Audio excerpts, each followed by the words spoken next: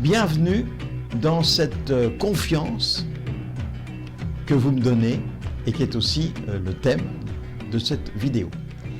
Il n'y a pas si longtemps d'ailleurs, je vous parlais déjà de la confiance. Peut-être l'avez-vous oublié. Comment en effet faire zazen si l'on n'est pas confiant? Et notamment confiant dans les personnes qui sont présentes et surtout dans l'enseignant, mais aussi dans ses enseignements, surtout avec tout ce qui se passe en ce moment. Il faut vraiment y regarder à deux fois. En réalité, la confiance fonctionne avec le lâcher-prise.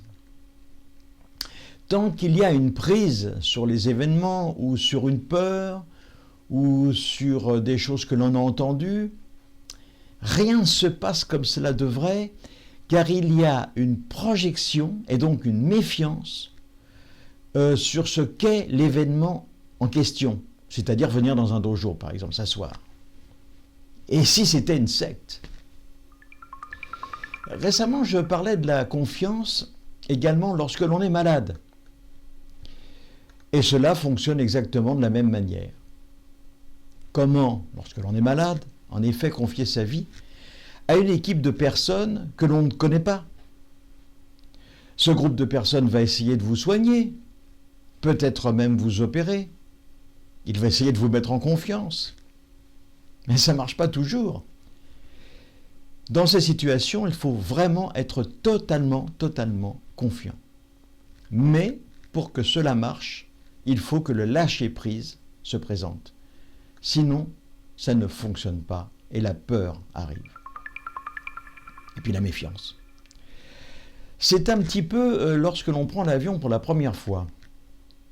Lorsque l'on prend l'avion, on remet sa vie entre les mains d'une équipe que l'on ne connaît pas. La confiance suppose que l'on fasse cela parce que les personnes en charge de la sécurité sont parfaitement formées, elles connaissent leur métier, ce sont des professionnels, elles sont responsables. Elles ne laissent rien au hasard. Et c'est pareil lorsque l'on se fait opérer, par exemple. Lorsque l'on subit une opération, si l'on y regarde bien, nous ne sommes jamais sûrs de nous réveiller à la suite de l'anesthésie. Il faut donc être très confiant et parfaitement détendu. Le lâcher-prise va donc permettre cette grande détente, ce calme mental qui va présider à notre tranquillité. Comment en effet se présenter dans un lieu inconnu afin de venir s'exercer dans une discipline nouvelle qui nous propose une découverte totale de soi, en profondeur?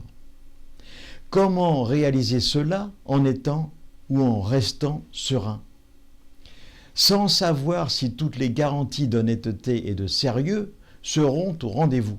Ce point est très important, un point que nous ne devons jamais négliger et que nous devons toujours appliquer en toutes circonstances afin d'aborder chaque événement de notre existence en totale sérénité. Cette sérénité, qui d'ailleurs quelquefois étonne même notre entourage, une sérénité qui peut même quelquefois agacer nos fréquentations.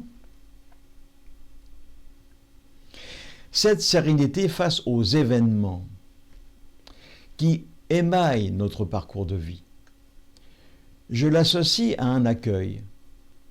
Savoir accueillir les choses qui se présentent à nous, les événements qui se présentent, ce lâcher-prise dont je parlais tout à l'heure et qui va permettre de mettre en application cet accueil. C'est très important à comprendre.